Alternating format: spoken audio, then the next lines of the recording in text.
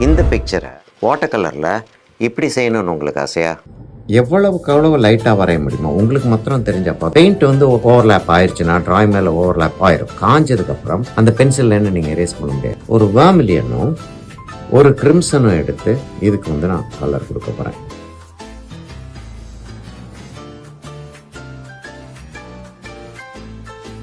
இங்கே லைட்டாக இருக்கிறதுனால லைட்டாக வச்சுருவோம். இங்கே பின்னாடி இருக்கிறது கொஞ்சம் டார்க்காக இருக்கிறதுனால நான் கொஞ்சம் கிரிம்சனும் கொஞ்சம் வார்மிலியனும் மிக்ஸ் பண்ணிவிட்டு கொஞ்சம் டார்க்காகவே அந்த கலர் வந்துடுது. ஏன்னா அந்த ஃப்ரூட் வந்து கொஞ்சம் டார்க்காகவே இருக்குது. அந்த டெப்த்து கிடச்சிருக்கிறது ரொம்ப நல்லா இருக்கிறதுனால வெட்டாக இருக்கிற ஏரியாஸில் அந்த டெப்த்து கிடச்ச கலரை கொஞ்சம் கொஞ்சம் வச்சுட்டே வந்துடுவோம்.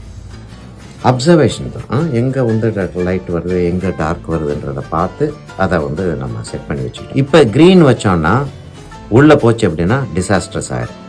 அதனால் இதை ட்ரை ஆகிற வரைக்கும் வெயிட் பண்ணணும் நம்ம.